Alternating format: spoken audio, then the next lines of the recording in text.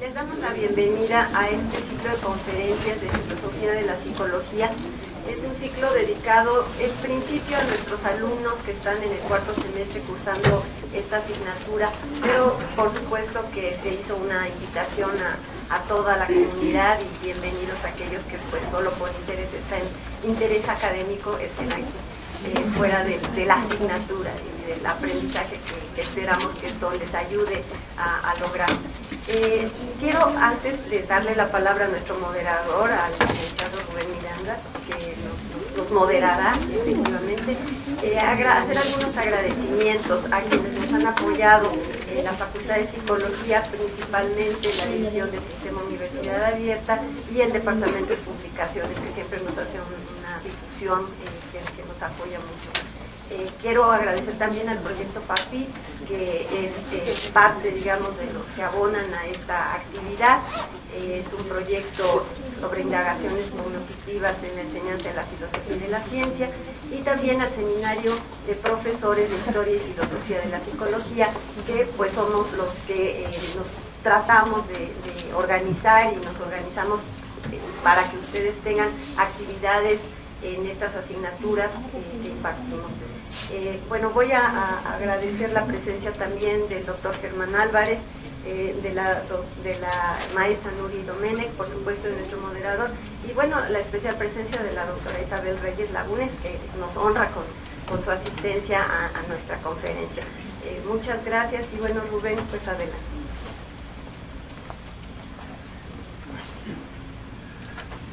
Buenos días, sean bienvenidos.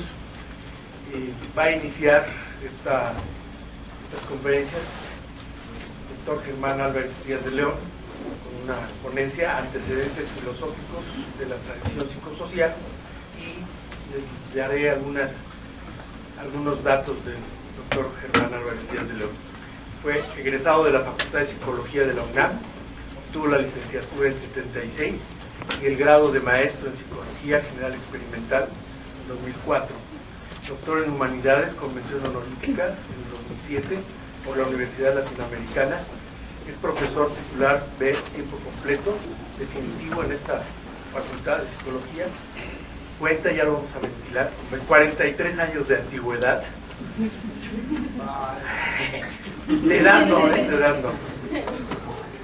Es docente en la UNAM durante todo este tiempo y ha participado en una gran cantidad de proyectos académicos y puestos diferentes en nuestra facultad. Integrante desde hace más de 15 años de proyectos de investigación financiados por PAPIT. Actualmente desempeña el cargo de director general de orientación y atención educativa en nuestra universidad. Le damos la bienvenida y les digo a ustedes con toda confianza, anoten las preguntas que quieran y nos las van a ir pasando. Y yo incluso diría con toda confianza, hasta interrúmpanos, levanten la mano cuando tengan alguna pregunta, ¿no? Entonces, creo que es una cuestión de interactividad que tenemos los profesores, y una apertura de las ideas y la comunicación con ustedes, ¿sí? Bienvenido, doctor Germán.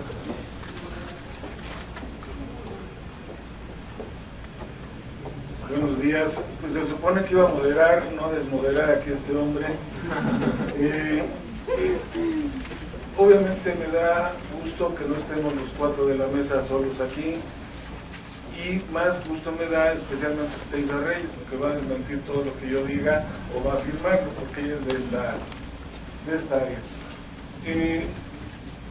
Como saben ustedes, esta asignatura es una asignatura que viene en el plan 2008, está ubicada en cuarto semestre y se vincula mucho con historia de la psicología. No había pasado ni media hora que se aprobó el plan 2008 cuando nos empezamos a preocupar quienes dábamos estas asignaturas. Vimos que se nos había pasado la mano, que había que ajustar, y pensamos, creemos, rescatamos mucho la idea del trabajo colectivo, nos constituimos en un seminario y tenemos ya varios años pensando cómo hacerle para contenidos que parecen ajenos, que a veces pueden ser áridos, como es lo histórico, lo filosófico, porque qué flojera, ¿no? Eso de pensar siempre medio inquieta. tenemos la convicción de no ser poseedores de la verdad, de compartir con ustedes algunas de las dudas que tenemos, y así es como he pensado lo que esta mañana quisiera compartir con ustedes. Los antecedentes filosóficos de la tradición psicosocial es algo, se apantalla mucho el título, pero compromete más por lo que a continuación van a ver. ¿Y se deja eso?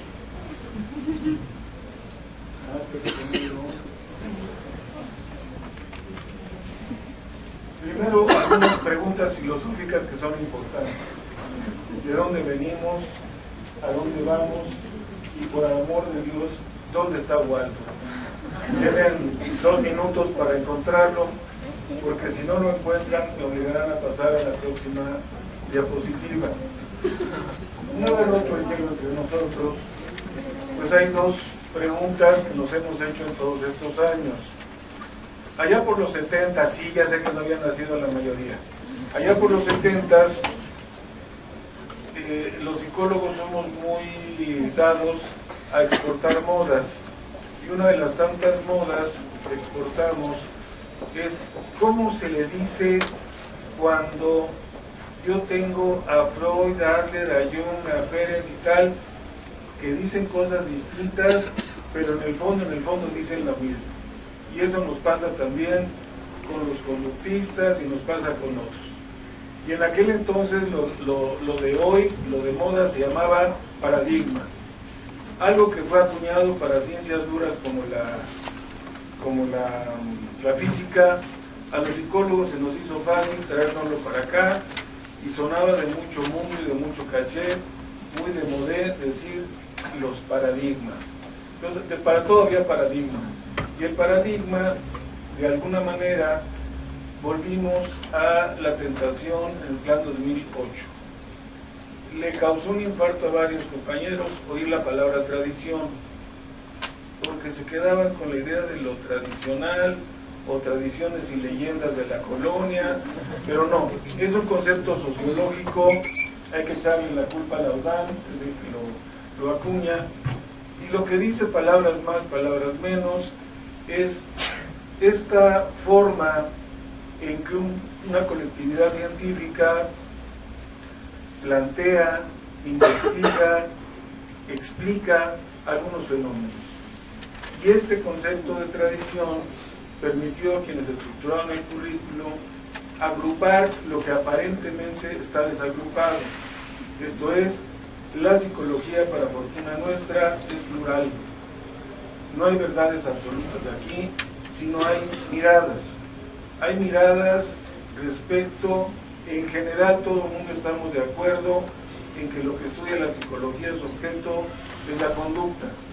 No nos metan en problemas de definir qué diablos es conducta, porque algunos incluimos la individual y la colectiva, algunos incluimos la que se ve y la que no se ve, etcétera, y los métodos parece ser que me dan diferencia, o no.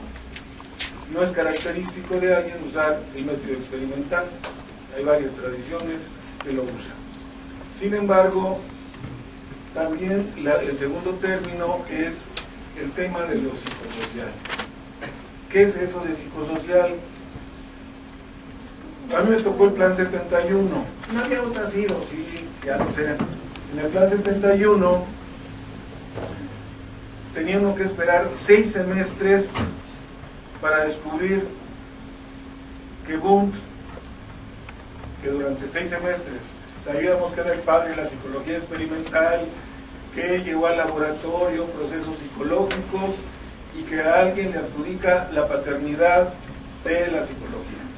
La paternidad es un asunto de fe, crean todos por favor que Wundt fue nuestro papá. La mamá no hay duda, es la filosofía, pero el papá, híjole, algunos creen que hasta Tishner fue papá. Creo que el primero que se atrevió a decir que había que cambiarle de objeto y de método a la psicología fue Wundt, y por eso lo queremos mucho. Pero tuvimos que tardar 6 semestres, y dependiendo qué maestro nos tocaba, para descubrir que Wundt escribió una cosa que está aquí en la biblioteca, por cierto, que se llama Volker Psychology, la psicología de los pueblos. Y Wundt, que era muy inteligente, sabía perfectamente bien que con introspección no se puede explicar en un laboratorio fenómenos que son de corte cultural y social y tienen otra dinámica y otra mecánica. No siempre se llamó la psicología social, y aquí empiezan los problemas.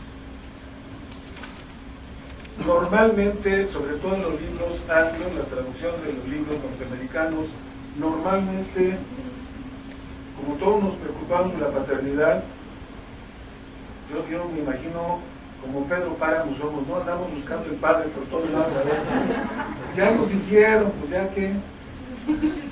Normalmente se viene al siglo XX y se dice, en 1908 hay un hecho indiscutible, nadie lo puede discutir porque podemos demostrarles que aparecieron dos libros que se intitulan así, Psicología Social.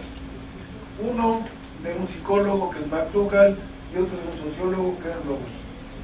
Quien hace esta línea de tiempo de psicología social tiene la idea que en los 20 a lo que se dedicó social fue la medición de actitudes y estereotipos, que Allport para otros es el real, el verdadero, el auténtico, el legítimo, el lleve de padre de la psicología social, porque una obra seminal de él, que es el libro de psicología social, se publica en los 20.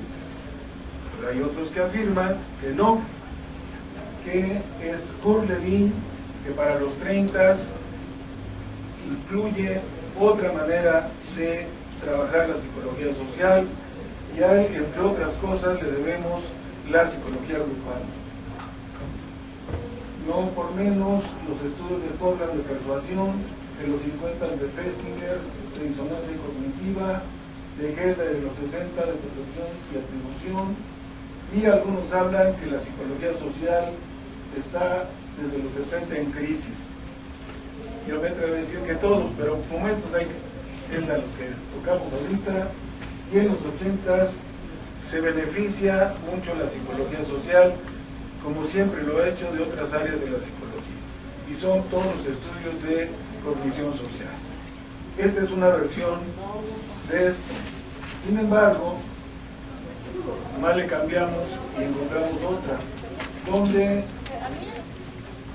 ya no en el siglo XX, sino en el XIX, podemos traer a Mill, podemos traer a Kafka, Jehová Esquina, que está en 45, no sé por qué lo metieron aquí, Kohler, Kurt Lewin, Allport y Freud. Todos ellos, alguien que elaboró esto, dice, son representantes de psicología social. ¿Y por qué? Porque no hay que esforzarse mucho para encontrar en la obra de Freud algunos aspectos que no son individuales y que nos hablan de lo social. Entonces, lo que queda claro desde el primer libro, desde el primer librito que hubo, es que hay dos orientaciones en este campo: la psicológica y la sociológica. Un autor que se pide Bunet, del cual pueden bajar el libro en internet, que es de 2008, dice que la identidad de la psicología social ha sido y es cuestionada. Esto se refleja en los múltiples bautismos que ha tenido y en cierto modo sigue teniendo. Una particular casi exclusiva dice que es muy exclusiva de este campo esta polémica. Yo difiero con UNED, creo que en todos lados lo que está en discusión es que entendemos por psicología. Es esta postulación de cuál es el objeto donde está precisamente la diferencia. Eso es lo que pretenden materias como historia y como filosofía, que más que creyentes, ustedes tengan un panorama, decidan lo que se les dé la gana, pero que se lo decidan documentadamente. Y entonces, se ha hablado, no sé si correctamente, de una psicología social psicológica y de una psicología social sociológica. Como está uno de mis mejores amores en esta vida, que es la doctora Isa Reyes, no la puedo poner de ejemplo, está presente. El chiste es hablar a sus espaldas. Entonces voy a quitarla tantito. No, voy a quitarla tantito para que se entienda esto. dos psicólogos importantes de esta facultad explican las cosas de manera diferente. Uno se llama Rolando Díaz Lobing y otro se llama Pablo Fernández Crible. Ambos les van a dar miradas distintas acerca de dónde, qué, cómo y cuándo el asunto. Me voy a referir al segundo de ellos. Para Pablo, así confianzudo, para Pablo, podríamos citar algunos antecedentes. Murphy, que es un psicólogo, historiador, por ejemplo, dice que Hobbes fue el primer psicólogo social y lo ubica desde el siglo XVII. Comte ha sido mencionado como alguien también muy importante, pero no solamente para la psicología, para el derecho, la sociología, para muchas disciplinas. Comte, ustedes lo conocen por ser el padre del positivismo y de la sociología. Allport, que es un psicólogo muy trascendental en esta área, dice que la fundación consciente de la psicología social se la debemos de adjudicar a Comte.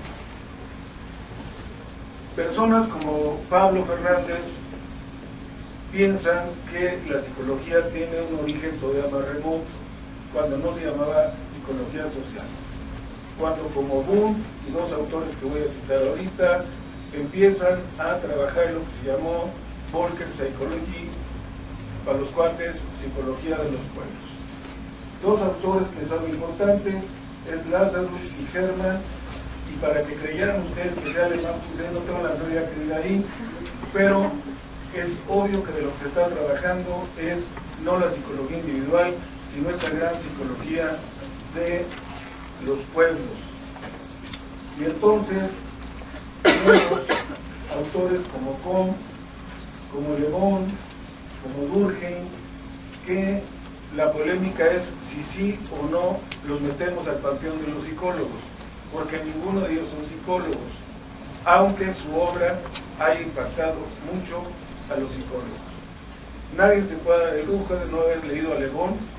Podemos estar en desacuerdo con él, pero nadie puede obviar que su obra empieza a dar miradas acerca de los grupos o los grandes grupos. Y lo mismo con Durkheim. Como decía, ya estamos rumbo a los finales del 19 y tanto a Le Bon como a Gabriel Tarde se atribuye también la aportación importante de la psicología. Durkheim, y no es lo único que publica, las reglas del método sociológico. Yo invito a que le echen un ojito, está en internet, lo pueden bajar rapidísimo, las cuestiones acerca de la religión o acerca del suicidio. Y si les cargamos tantito con lo de las representaciones sociales, jóvenes, de ahí viene el primero que empieza a plantear este asunto que hoy en psicología social está en la agenda. Lo más común, como había explicado antes, es atribuir en 908 la paternidad tanto a Ross como a McDougall. Ellos son McDougall y él es el sociólogo Ross. ¿Qué hago yo cuando este es el primer semestre de hace muchos que no doy esta materia? Por razones que ya explicó al final mi querido amigo, no pude dar esta materia, pero es complejo con los alumnos, y no porque los alumnos sean tontos o nosotros seamos incapaces de explicar, porque no es un conocimiento digerido y denso que pueda uno rápidamente manejar. Diosito, que sí existe, hizo que cayera en mis manos un libro que aprecio mucho. Es un libro de un autor español de apellida Tortosa, algún defecto tenía que tener. El libro se llama Una historia de psicología moderna y se publicó en 1908. Él da un esquema más bonito que el que estoy poniendo ahí, donde dice, a ver, lo que sea, la teoría que se les ocurra en psicología, la que se les ocurra, no puede evadirse de dos parámetros que aquí van a ser esenciales. Si es el eje epistemológico que implica cómo conocemos y qué tan verdadero creemos que es ese conocimiento, o es racionalismo o es empirismo. Si nos vamos al eje ontológico, es idealismo o es materialismo. Y aquí cabe todo lo que ustedes quieran: positivismo, fenomenología, materialismo, etc. Muchas de las aproximaciones filosóficas caben en este cuadrante, y es el ejercicio que intento hacer con mis alumnos, de tratar de ubicar puntualmente algunas de las aproximaciones, porque aunque son de la misma tradición, no comparten lo mismo Watson que Skinner. Por ejemplo, este cuadrito para mí, y sobre todo si ven el original está mejor, ese cuadrito nos va a permitir dar estas ubicaciones. ¿Por qué lo traigo a colación? Porque he pasado unos minutos tratando de comunicarles que no es cierto que haya un solo punto de vista uniforme de psicología social. Hay miradas, hay formas de estudiar, de escribir y explicar la realidad psicosocial, y entonces cuando un pobre mortal como mí, mi querida Soraya Monroy, me embarca en una conferencia de estas, dice uno, ¿y como de cuál de las teorías hay que decir? Porque para unas es obvio que ahí está la fenomenología, para otras es obvio que son medio positivistas, etcétera, o racionalistas.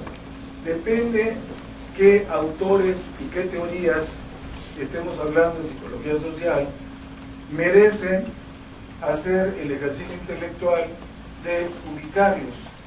Normalmente las teorías no se presentan así, dan algún antecedente, y en esos antecedentes uno puede descifrar o entender cuáles son las influencias epistemológicas que sustentan la teoría de la que estamos hablando.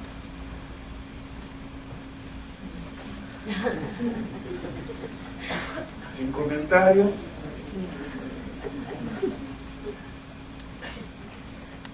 Y a mí me divierte mucho cómo con una facilidad e impunidad, que esa la da nada más la ignorancia, a la menor provocación le dicen positivista a alguien, ¿no? Así como una ofensa. Yo no he visto, es así como cuando le mientan a uno la madre. Yo nunca he oído que me mienten el padre, ¿sí? O nunca he oído que en el pasillo pase algún maestro y digan, ese es fenomenólogo, no, ten cuidado con él, ¿no? O este racionalista, quién sabe qué. No, normalmente tenemos una idea a veces medio distorsionada de qué es positivismo, y quizá ha contribuido a que esa mirada ha promovido la idea de que el método científico es igual a método experimental, y no necesariamente ese es el asunto. Esto lo construimos mis alumnos y yo. Todos los errores son debido a ellos, por supuesto. Como que tratábamos de tener al final del curso algo que nos ayudara.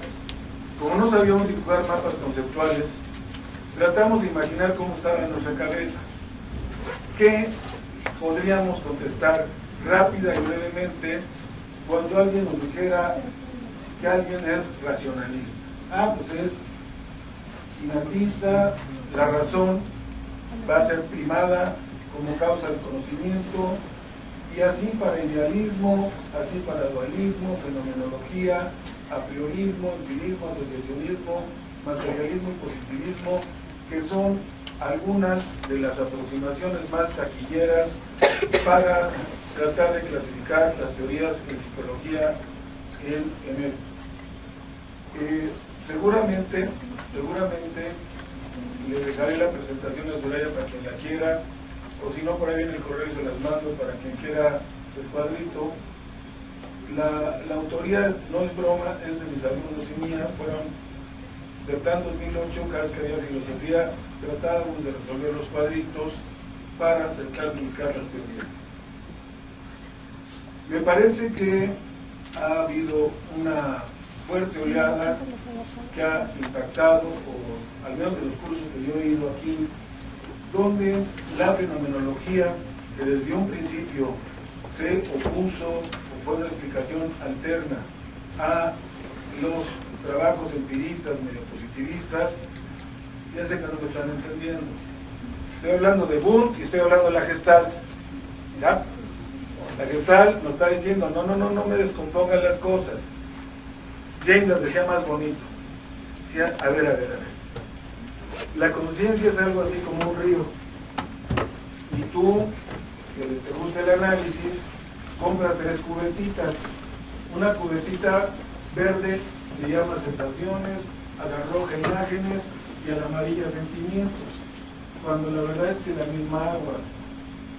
La idea de totalidad, la idea de cómo algunos de los fenómenos aparecen ante nosotros y es importante y relevante estudiarlos, sobre todo por lo que significan, que aquí ya viene otra categoría que va a ser importante. El significado de las cosas que tiene para nosotros ha hecho que en social también se preocupen por estos significados. ¿Qué tanto hay interacción simbólica? Todas las teorías que hay por ahí. La psicología durante el siglo XIX y XX fue el reino del club de Toby, ¿no? Difícilmente veía uno alguna mujer por ahí. Por eso pensé hacerle un humilde homenaje a Edith Stein, que ni más ni menos la ponen con algunos de los grandes, como Heidegger, Sartre o Merleau-Ponty. Son algunos de los autores que de manera explícita o implícita están atrás de lo que les dicen algunos de sus maestros. Algunos, hay otros que les dicen otras cosas, inspirados en otros autores. Seguramente abajo de sus bancas hay unos catalejos para que puedan ver este asunto. Y algo que nos ha servido mucho para hacer cuestiones en la historia son las líneas del tiempo, que nos permiten ubicar qué pasó cuándo. En este esquema se periodiza como edad antigua y se ponen los filósofos correspondientes, la Edad Media, la moderna y la contemporánea. La contemporánea pues no acaba en el siglo XX, pero esta clasificación nos auxilia también para ver cómo algunas de estas teorías, como el racionalismo y el empirismo, que vienen por acá, cobran diferentes dimensiones y eso le pega evidentemente a la social cuando hablamos de fenomenología, cuando hablamos de los enfoques existencialistas. Incluyo también, y no podemos obviarlo, que un gran tiempo para los que disfrutamos como enanos del siglo XX, el mundo estaba un poquito más lógico. Habían los buenos y los malos, ahora ya no se sabe quién es quién. Y entonces los buenos, pues obviamente eran los norteamericanos, y los malos, los no norteamericanos. Esto no es nuevo, desde los griegos ya venía. Nosotros y los bárbaros, ¿no? Bueno, en esa idea, uno podía pensar que una buena parte del universo se profesaba una forma de pensar la realidad, que era el materialismo. Pues está Charles Marx ahí, porque era un enfoque que también la psicología tomó elementos, como muchas de las aproximaciones ontológicas y epistemológicas, se nutrió en el siglo XX de esta gran diversidad de enfoques. A mí el que me gusta es que aunque sea la sociología fenomenológica, si nosotros vemos la filosofía del 18, del 19, del 20, entendemos rápidamente que a la aparición de un Wundt por acá, pinta y le dice, tu idea de la ciencia no es la que yo tengo, ni tu clasificación, porque ese ha sido otro de los grandes problemas. ¿Qué somos? ¿Ciencias naturales o ciencias sociales? Igualmente valioso lo que hace Isarreyes que lo que hace Félix Trotsky, pues tienen dos métodos diferentes y ambos son científicos. Esa es una característica de nosotros. es una ciencia bifronte, como lo de la UNAM. ¿Sí? Tenemos una parte de lo social y una parte de lo natural, y los métodos no son iguales. El error ha sido querer imponer un método sobre de otro. Son dos métodos porque los objetos son de una complejidad diferente. Si esto es así, podríamos entender rápidamente que a la propuesta de Wundt, para hablar de algún conocido, no solamente Dilthey, sino Brentano se opone, que va a ser influido por la fenomenología, son los papás de la Gestalt, son la escuela funcionalista de James, y autores como Heidegger van a ser importantes. Empieza uno a reconocer autores aquí, como Bergman y Luhmann, que la psicología social recurre a ellos. El grupo de Chicago, no nada más hay psicólogos, hay sociólogos de la nueva sociología funcionalista. Y entonces, a mí este cuadrito por lo que me ayudó a entender un poquito de las cuestiones que tengo menos claras. Ya lo hemos visto, es que la historia se regresa. No, a ver si estaban atentos. Algo pasó aquí, que ya me imagino que fue. Debería estar reducido y haber otra lámina ahí que ya se ocultó. Y bueno, la conclusión es en la que me dejan ustedes. Eso de filosofía que les había prometido, di brochazos, porque vuelvo a insistir, dependiendo de qué psicología social, de qué teoría, de qué teórico de psicología social o psicosocial estamos hablando, exige la rigurosidad de ubicar claramente la raíz filosófica de esto. Para la próxima espero traérselas, en esta no. Gracias.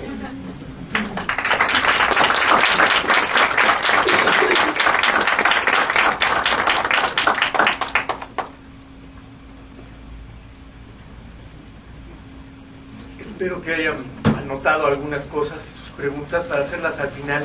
Yo decía que interrumpieran, pero en aras de la organización y de la disposición de los tiempos que tenemos en el auditorio, vamos a hacer las preguntas al final, pero bueno, pasaremos a continuación con la maestra Nuri Domenech Torrens, quien nos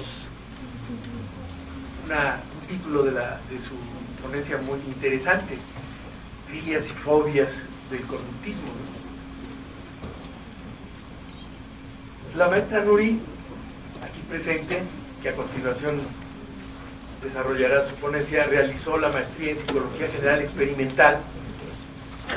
Tiene 40 años de docencia, como todos los que estamos acá ya tenemos 40 o más, somos de los 40 o más. Es profesor, sí, clásicos, podemos circular todos los días, ¿eh? Esa es una buena noticia para nosotros. Fue jefe del Departamento de Psicología Experimental en 1999, en el siglo pasado, fíjense. Es profesora en el sistema de universidad abierta y presencial en las materias de AK 1, 2, 3 y 4, y 5 y 6. Nomás hay 3. Filosofía de la psicología, historia de la psicología, introducción a la metodología de la psicología de género, psicología del deporte, educación abierta y a distancia, y mediada por TIC, o Tecnologías de la Información y la Comunicación. Actualmente es consejera técnica en la facultad, y qué bueno que no tengo que leer todas las otras asignaturas que hemos impartido del otro plan, porque no terminaríamos, hemos impartido muchísimas asignaturas.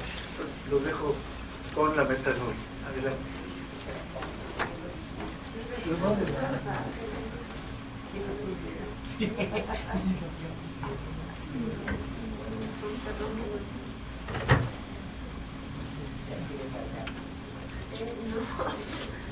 Estoy tratando de llegar a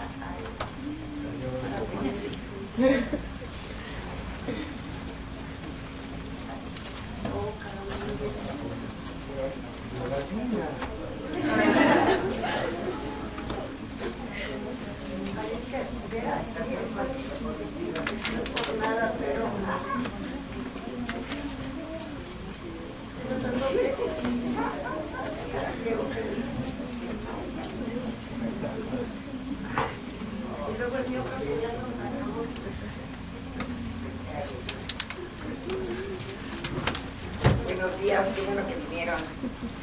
Siempre platicamos nosotros cuatro, pero hubiera sido muy repetitivo seguir platicando. No, qué bueno que están aquí.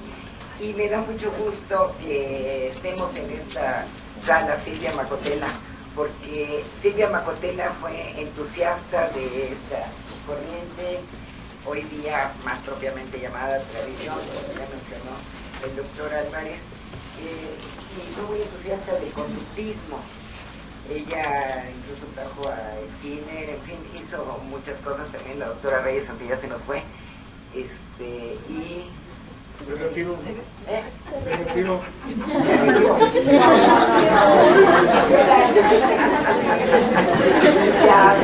Sí, porque Silvia ya se nos fue. Pero lo bueno de estar aquí es que da todo este ambiente conceptual.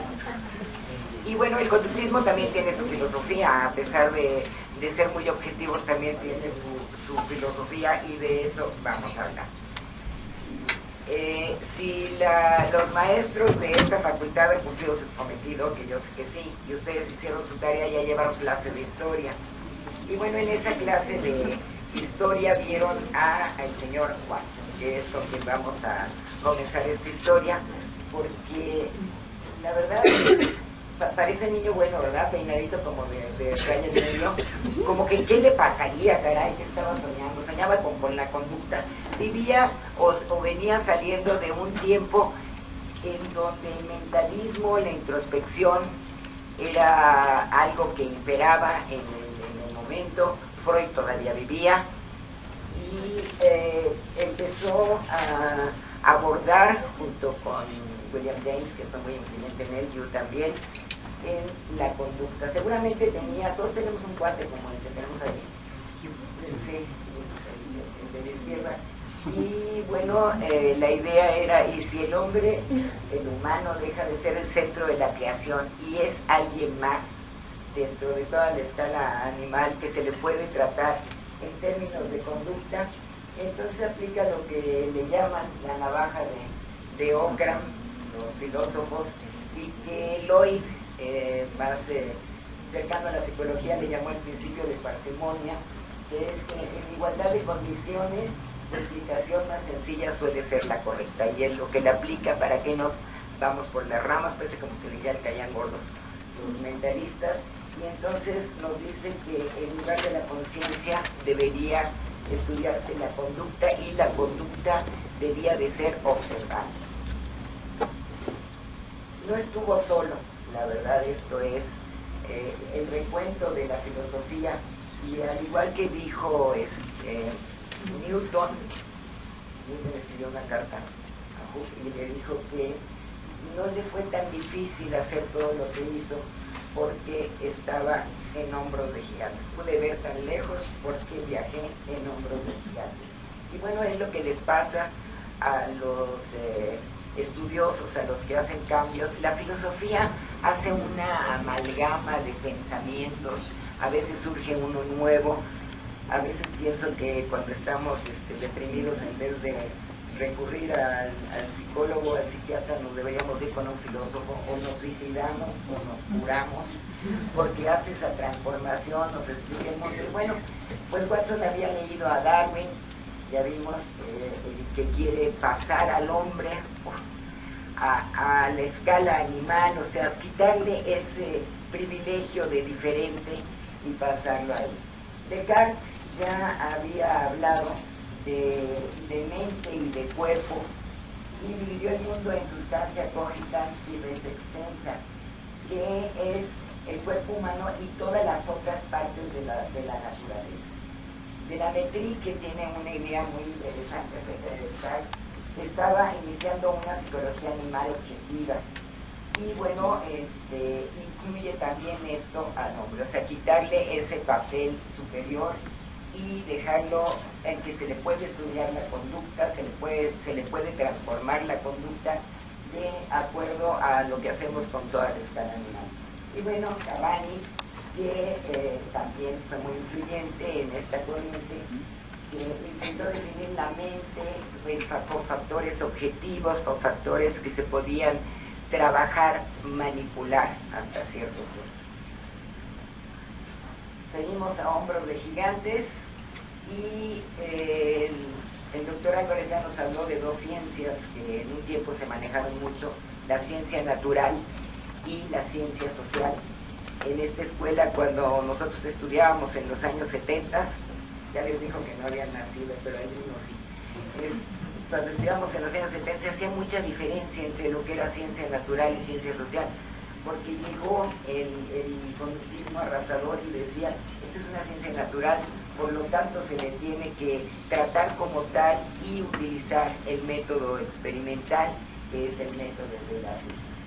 Bueno, con y el positivismo, sin que sea insulto, que formó el Círculo de Viena, o al menos formaba parte del Círculo de Viena, obviamente es muy incidente también en esta corriente, y bueno, desde un punto de vista, dice aquí, más constructivo, destacaba los tipos de estudio de las funciones afectivas intelectuales, determinar con precisión las condiciones orgánicas de las cuales dependen y observar la secuencia conductual. Así que este señor, Juanito Watson, influido por todos, parece que no rompe una taza, ¿verdad? Pero aquí lo tenemos, aquí, estas fotos son más famosas de Watson. Watson era bien parecido, Watson el guapetón, el que sí rompía un plato, escribe un artículo en 1913 que se llama La psicología como la ve un conductista, y a este artículo, que lo publica en el Psychological Review, se le ha puesto el manifiesto conductista, como que lo hubiera ido a dejar ahí en la mesa del director de su universidad, que por cierto era la Universidad Johns Hopkins, y hizo una revolución con esto.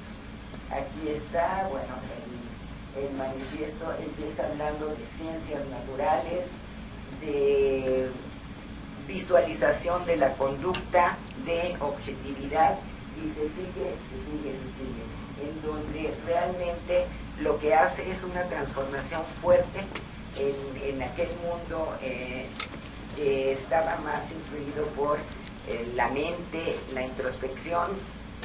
Seguramente siguió soñando con eso, a lo mejor hubiera tenido que recurrir a Freud, que todavía vivía, para que le interpretara el sueño, pero como le caían gordos, entonces mejor lanzó su manifiesto.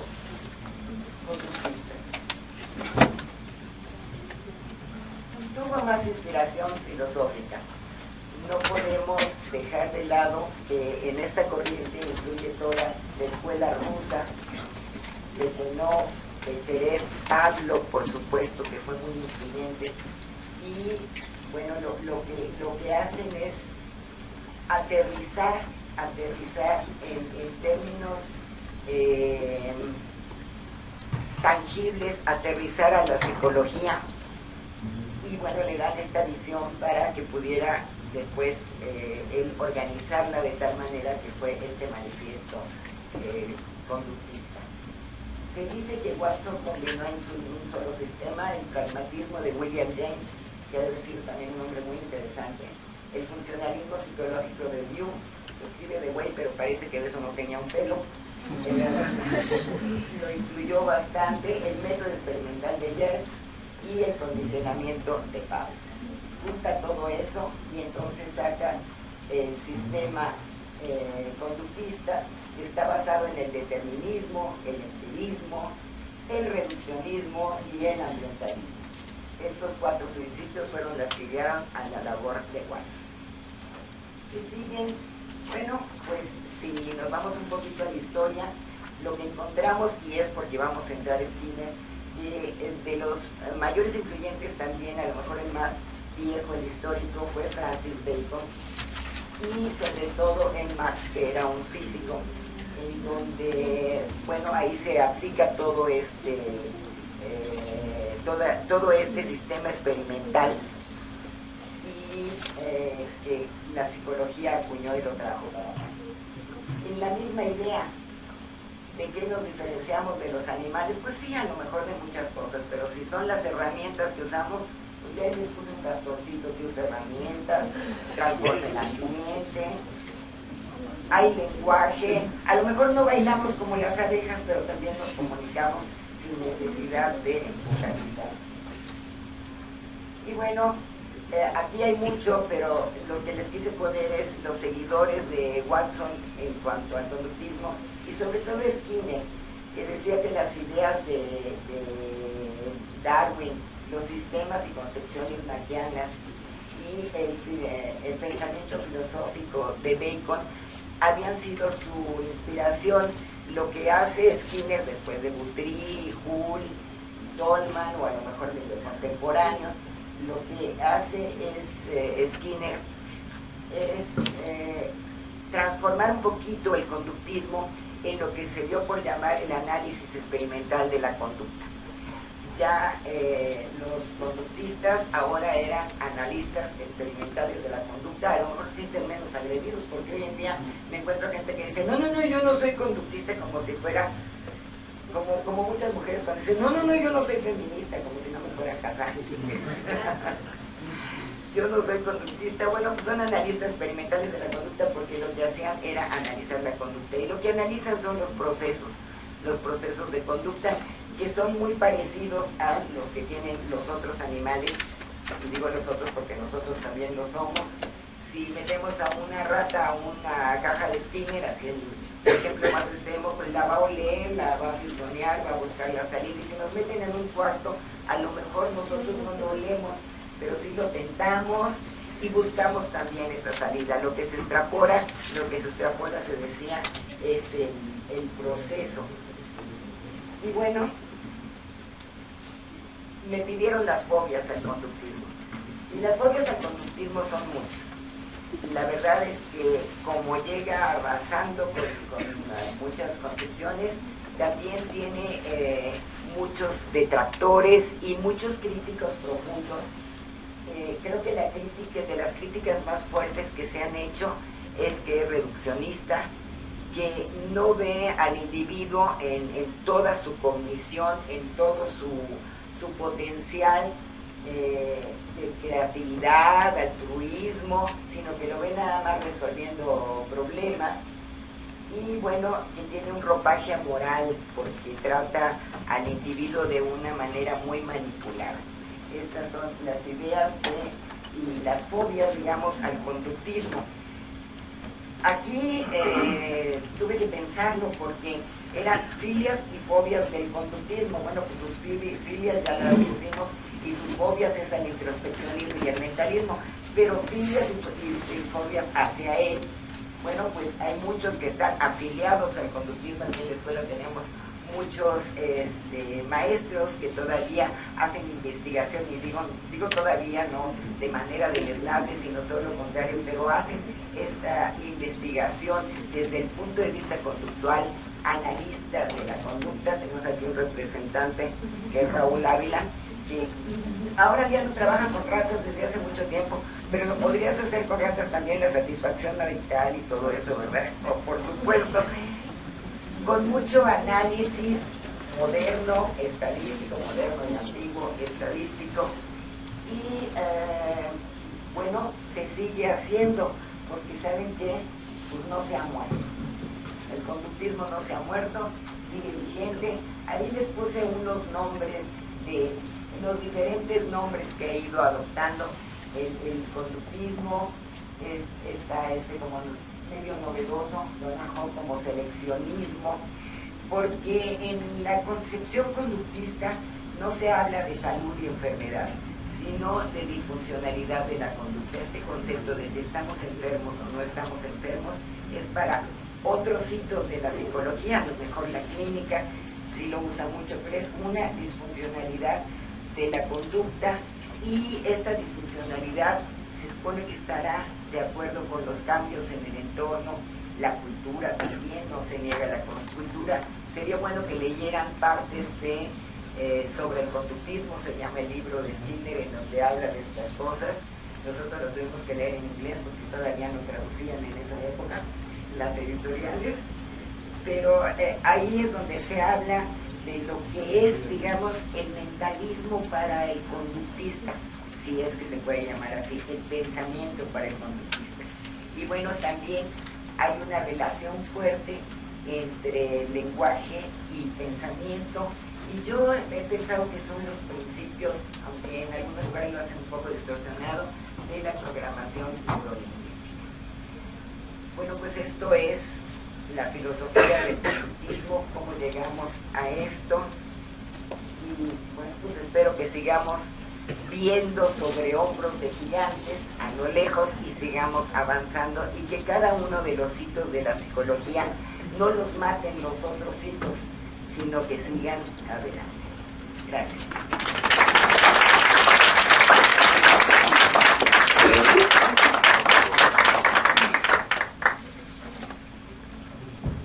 Imagino que tendrán por allí algunas anotaciones y ya nos aproximamos cada vez más rápido y pronto al final de las exposiciones para poder pasar a preguntar, a cuestionar, a contribuir con alguna discusión o polémica.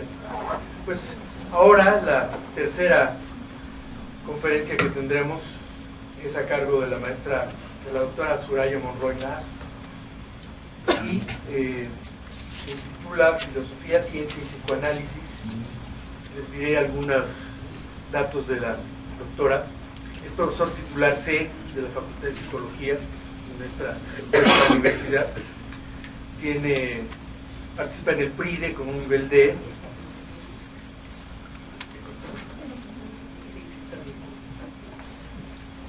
Es miembro del SNI en el nivel 2. Realizó la maestría en filosofía en la Universidad Federal de Río de Janeiro, Brasil, y doctorado en filosofía con la mención honorífica en la Facultad de Filosofía y Letras de la UNAM. Cuenta con publicaciones nacionales e internacionales. Desde el 2003 ha sido responsable de proyectos de PAPIC con sede en la Facultad de Psicología, reconocimientos a Juana Inés de la Cruz de la UNAM en el 2008, y bueno, le damos la bienvenida. Ya está.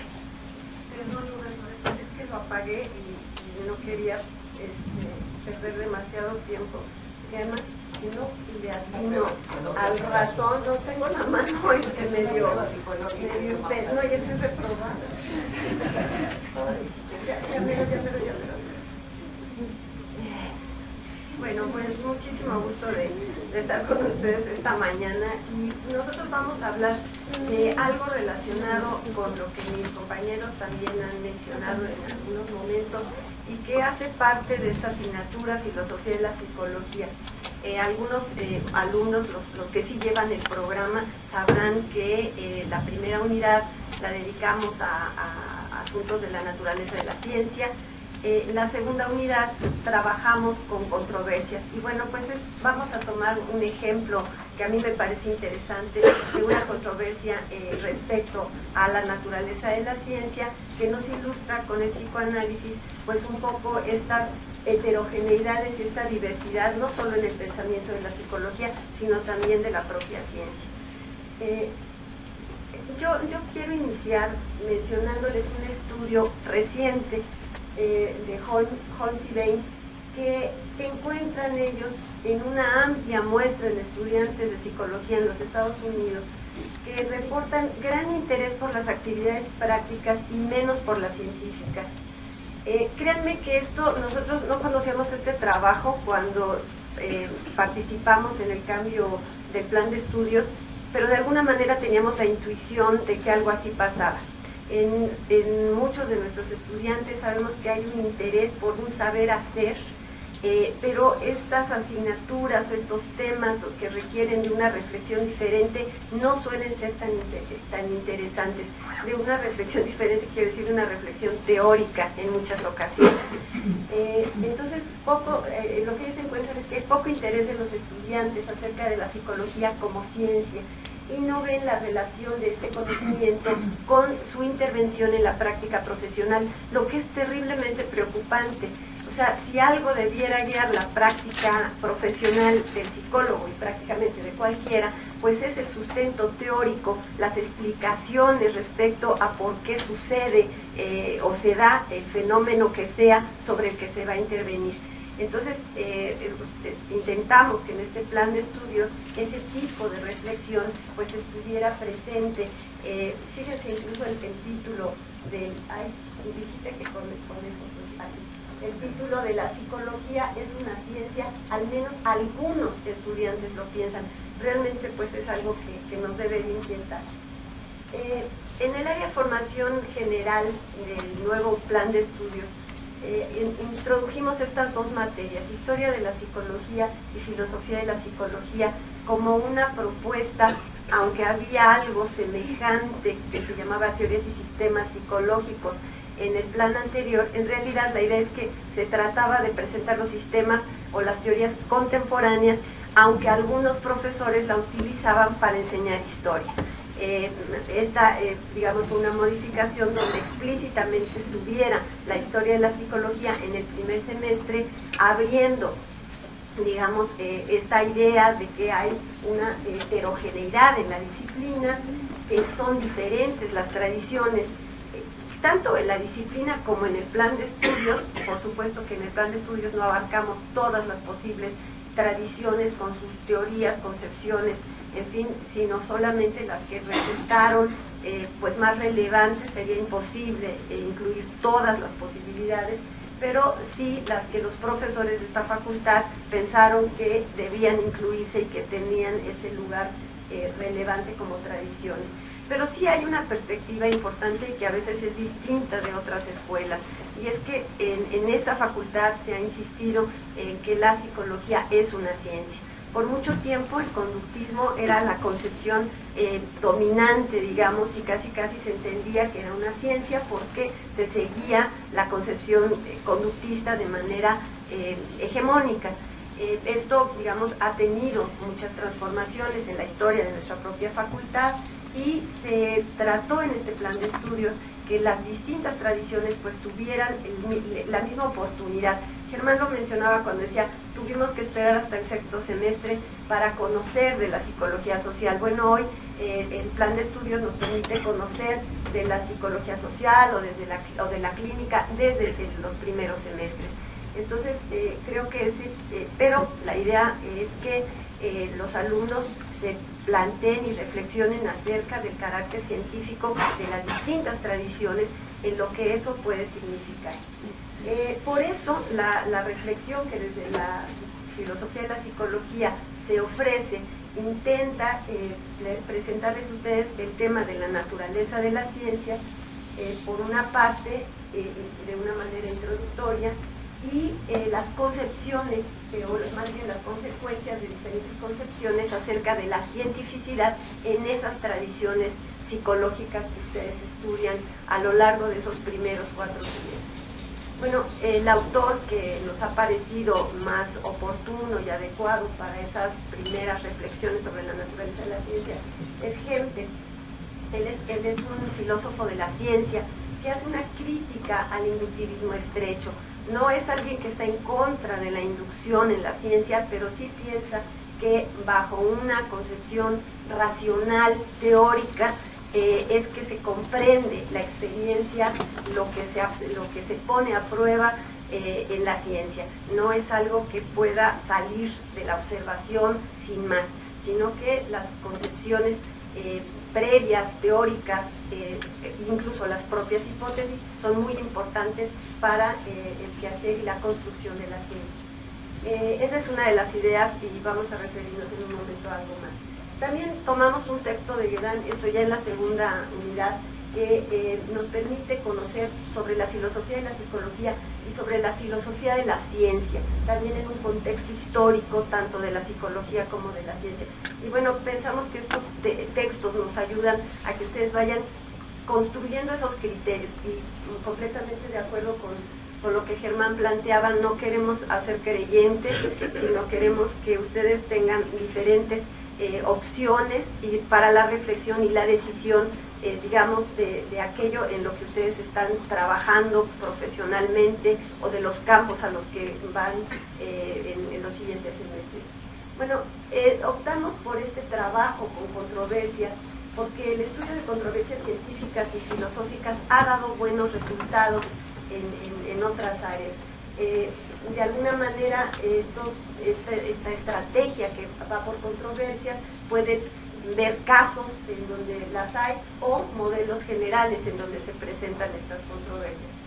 Entonces, pensando que la psicología es una disciplina heterogénea y sabemos que está plena de controversias, y bueno, pues eso lo presentamos, si no de esta manera explícita, de alguna manera desde la misma asignatura de historia del primer semestre.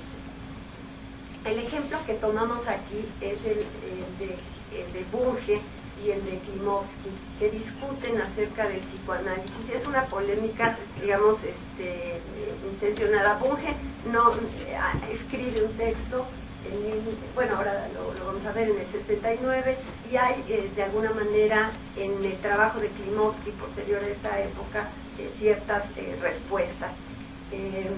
Bueno, Bunge es un filósofo argentino que se ha ido hace muchos años de Argentina, ha trabajado en distintas universidades y los últimos muchos años está en la Universidad de Madrid. Es una persona de más de 90 años y se encuentra activo. El profesor Gregorio Klimovsky, él falleció en 2009, pero bueno, también es un filósofo argentino y no es casualidad, lo comentábamos con algunos alumnos hace poco. En Argentina el psicoanálisis es una teoría y una práctica que está en la vida cotidiana de la sociedad, al menos en Buenos Aires, no sabría si generalizar a todo el país, pero los argentinos tienen, digamos, contacto, ¿no?, muy directo con la teoría y la práctica psicoanalítica, en general como pacientes más bien, pero también hay muchos terapeutas o psicoterapeutas psicoanalistas en Argentina. Bueno, él fue profesor de la UBA, también fue profesor en el Uruguay y estuvo muchos años en México, los años de la dictadura. La pregunta es, por el planteamiento que hace Bunge, la investigación científica, este libro del 69, si el psicoanálisis es una pseudociencia como Bunge lo presenta, o si puede ser una ciencia como lo afirmaría Klimovsky. Yo les menciono la definición de pseudociencia, es la de un cuerpo de creencias y prácticas cuyos cultivadores desean ingenua o maliciosamente dar como ciencia, aunque no comparte con esta ni el planteamiento, ni las técnicas, ni el cuerpo de conocimientos. Pseudociencias influyentes son, por ejemplo, dice Bunge, los saoríes, la investigación espiritista y el psicoanálisis. Así de ese tamaño nos presenta la cultura.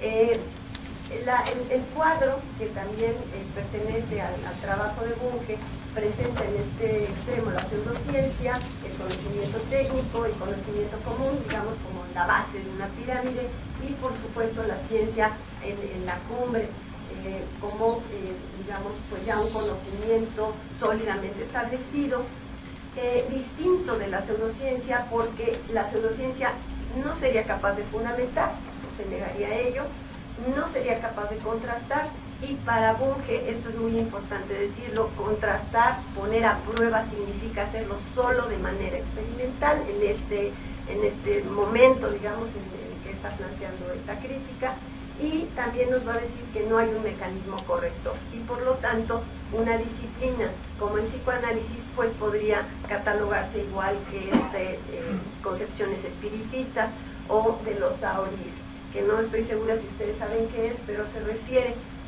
a estas personas que se supone o se cree que tienen habilidades adivinatorias, capacidades adivinatorias, y que pueden encontrar agua. A esto también se le llama rhabdomancia. Entonces tienen ellos la capacidad de, no solo, pero digamos que encontrar agua y detectar lugares que puedan ser explotados de esa manera. Por supuesto no hay ninguna explicación de eso, simplemente son personas que misteriosamente tendrían estas facultades. Bueno, pues como misteriosamente le parece que el psicoanálisis también lo haría, ¿no? Para él esto es una práctica sin ningún fundamento, ni teoría, ni posibilidades de tener. Sin embargo, nosotros sabemos que el psicoanálisis contiene una teoría, o bueno, diversas teorías, porque no hay una sola concepción, pero bueno, a partir de Freud y hasta contemporáneamente hay numerosos teóricos del psicoanálisis y hay mucha práctica. Podríamos decir que toda la psicoterapia cotidiana constituye una manera de poner a prueba esa teoría.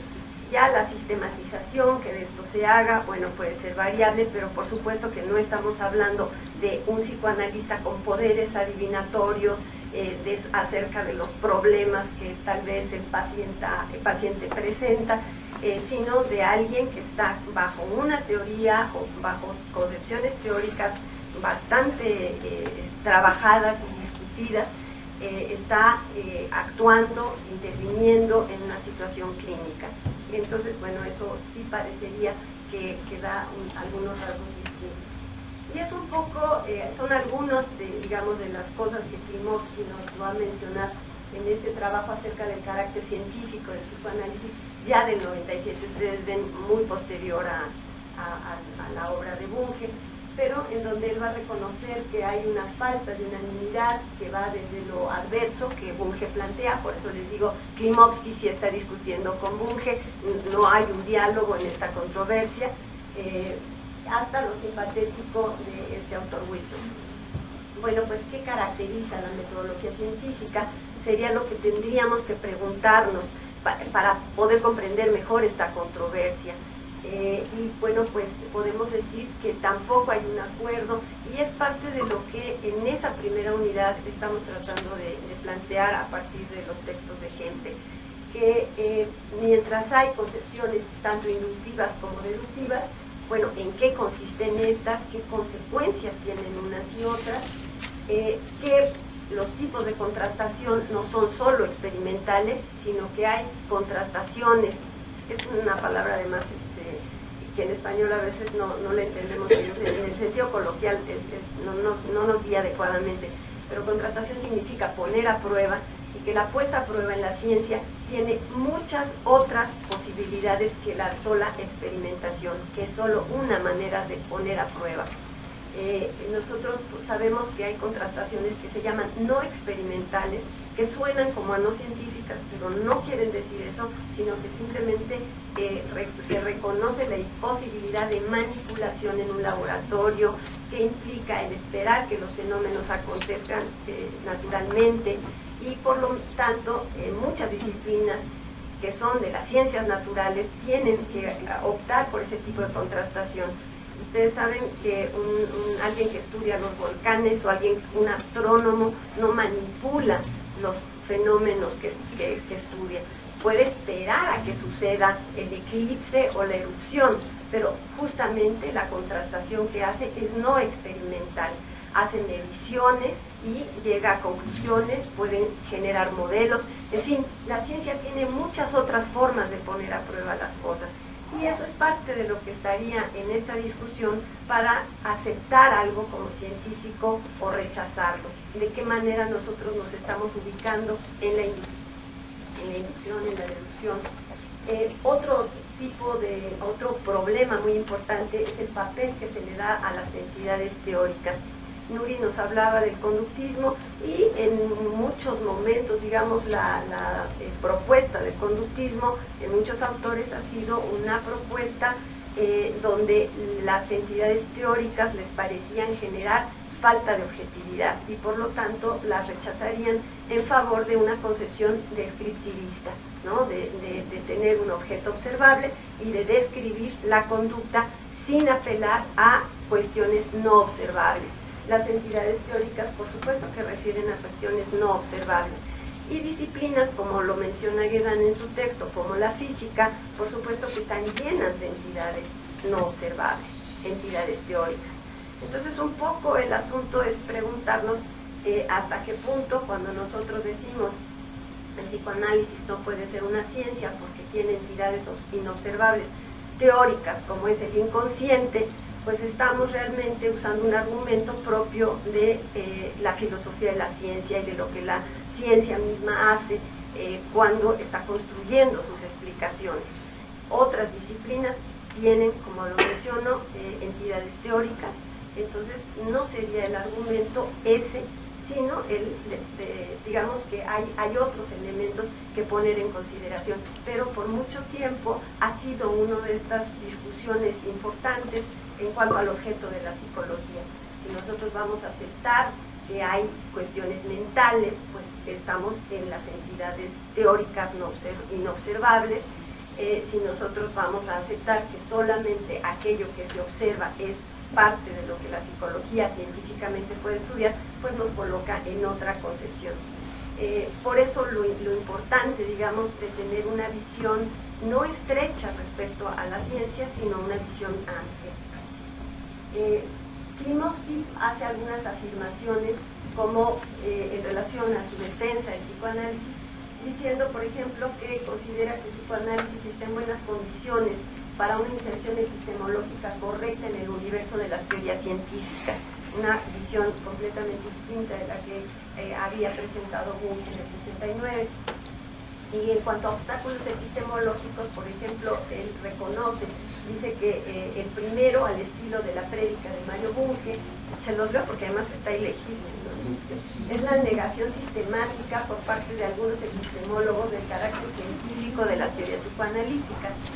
Dice que de este modo, en lugar de contribuir a esclarecer y perfeccionar la obra de los teóricos del psicoanálisis, se la deja un tanto erráticamente librada a sí misma, y él considera pues que esto es uno de los elementos que el psicoanálisis, los que se dedican a la investigación y a la epistemología en este campo, pues deberían tener en cuenta, porque tampoco es cuestión de decir es una ciencia maravillosa y está todo hecho, ¿no? Tiene dificultades, hay obstáculos que superar, pero puede estar en un camino siempre. Bueno, el otro obstáculo, dice, proviene de quienes desde el propio psicoanálisis no quieren sujetarse a la disciplina que la metodología y la epistemología imponen. De este modo contribuyen a transformar el psicoanálisis en una mera aventura filosófico-literaria de carácter muy especulativo. Y bueno, estas son llamadas de atención que, a pesar de su apoyo, digamos, a la posibilidad de concebir el psicoanálisis como una disciplina científica, tiene que considerarse que sí hay reglas del juego, y a esas reglas hay que atenerse si queremos jugar. Bueno, pues por ello, dice, es fundamental comprender la naturaleza, no, eso lo digo yo, es fundamental comprender la naturaleza de la ciencia y el conocimiento que produce. Rápidamente solo quiero mencionar dos cosas que encuentro en Hempel y en Guérin que vale la pena tener muy presentes en esta formación en filosofía de la psicología. Por un lado, que el papel de las hipótesis es muy relevante. Las leyes y teorías para la explicación científica son centrales. Esto es la idea de que hacer hipótesis o tener teorías es algo subjetivo, es algo muy discutible, y aunque habría un grupo de filósofos de la ciencia contrarios, hay otro grupo muy partidario del papel relevante e importante de esos elementos. La otra es la fundamental distinción de contrastación y experimento. La ciencia contrasta de diversas maneras, el experimento es solo una de ellas, y descartar digamos, todas aquellas disciplinas o concepciones que no pueden hacer experimentos, pues francamente saca a la propia astronomía de la ciencia, a muchas disciplinas, incluso de las ciencias naturales. Entonces, tratemos de entender que esto es mucho más amplio de lo que a veces esta idea de que ciencia es lo sinónimo de experimento nos reduce o nos restringe a una idea pobre. Y por otra parte, el papel de los términos teóricos, que también junto con las hipótesis y leyes, son muy relevantes en la construcción del conocimiento científico. Finalmente, las perspectivas desde la historia, desde la filosofía e historia de la ciencia y de la psicología, pues a nosotros nos parece que nos enriquecen.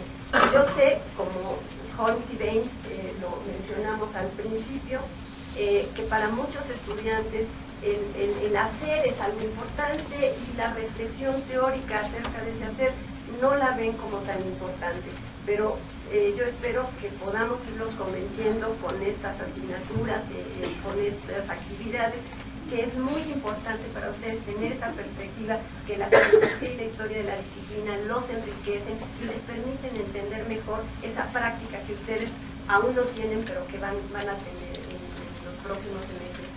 Finalmente, como conclusión, pues solamente menciono que las controversias y el conocimiento de la historia, la filosofía de la ciencia y de la psicología misma, pues deben lograr o permitirnos fomentar y tener criterios propios bien fundados respecto a ese conocimiento psicológico y a esa práctica profesional.